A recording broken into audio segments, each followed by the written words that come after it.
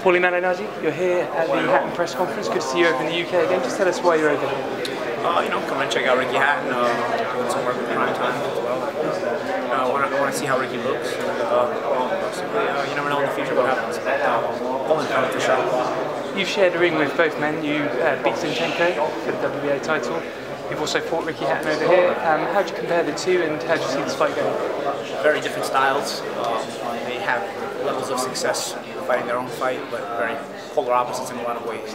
Ricky had success muscling you around, being physical, taking away the pace from you. You know, he did this like Senchenko, the guy who likes to control the pace with his jab and take his time and try to box. So it'll be interesting to see because their styles, their strengths, really just kind of mesh into each other. So it's got the potential to be a good fight, but we'll see how it plays out. The thing that stands out the most, Senchenko never seemed to be really mentally strong to me. If Ricky can take advantage of that, make him doubt himself more, I think he can take that to the road to victory. You've obviously fought over here in Manchester. You fought at the stadium where there was 50,000 fans, I think. Yeah. So you know exactly what it's like to fight in the Lions Den against Ricky Hatton. Do you think that will affect Senchenko, and do you think that that's underplayed maybe how much an effect that can have? Yeah, I think it can affect him a lot. The experience I had with Senchenko, he wasn't mentally very strong. He was mentally the kind of guy where physically he was good, but mentally he didn't seem to have a lot of self-belief. And so if you don't have a lot of self-belief and you come into Manchester to fight Ricky Hatton, I don't think it's too many more difficult places to fight than fighting Ricky Hatton in Manchester. It's a difficult place to fight. He's a difficult opponent. I definitely think some of that can play into it. I mean, it's up to Senchenko really how much it plays into it. Mentally, he can only control his emotions or not control them. Yeah, it's up to him really, because from a physical perspective, the fight is a good fight. A good boxer who's tall and rangy against a guy who's short but a bull-like guy in Ricky Hatton. But if mentally someone has a big advantage, it's Ricky. He's been out of the ring for 3 years, so we don't really know how much he's got left. I mean, or he might be in tremendous shape. He looks in good shape.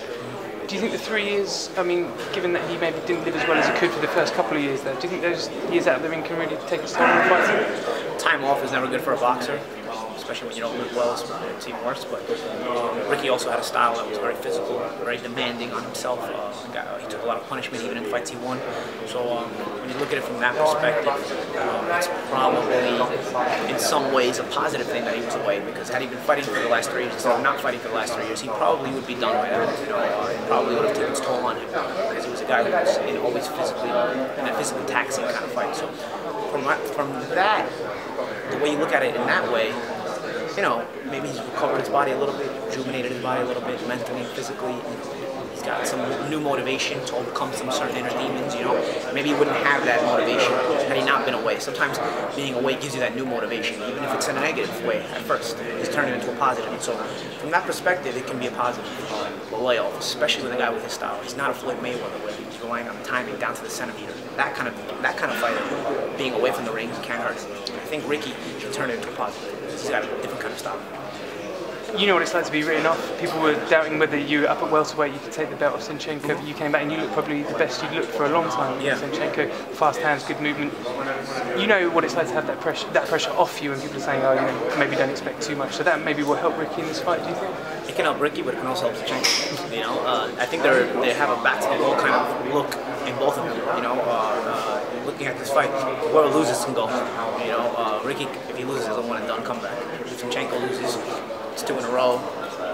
It's not a lot of places to go because they're both in their mid-30s. So that is kind of a new wrinkle in the whole fight. It makes it all the more exciting. It's 2 guys really that backs to the wall if they want to continue their boxing careers. Let's just talk a little bit about you and your career. You're up at welterweight, you're world champion now. You're carrying an injury that you're waiting to heal, but who's on your radar for fights? I mean, given that you fought in Hatton, Cotto, you're not afraid to take on big fights? No, it's we haven't really thought about it too much because I'm healing from the injury, and I'm not scheduled to fight probably until next spring anyway. But right now I'm just taking it in. The good thing about being a welterweight in the year 2012 and 2013 is there's a lot of top fighters, a lot of big fights, a lot of good money fights, So I'm glad to be in the mix. I feel fortunate and blessed to be in the mix. I think if Hatton looks good and wins, it's definitely a possibility as well as some other fighters. The welterweight division is stacked with talent, so whoever it winds up being, I'm sure it'll be a good fight. Paulie, you created a great fan base when you came over here last time. We'd love to see you over here again. If Ricky wins this fight, is that a fight that could potentially happen? Yeah, again, Ricky's definitely one of the possibilities that could happen next. I would prefer it in New York as the champion, and maybe we'll do the third fight in the UK.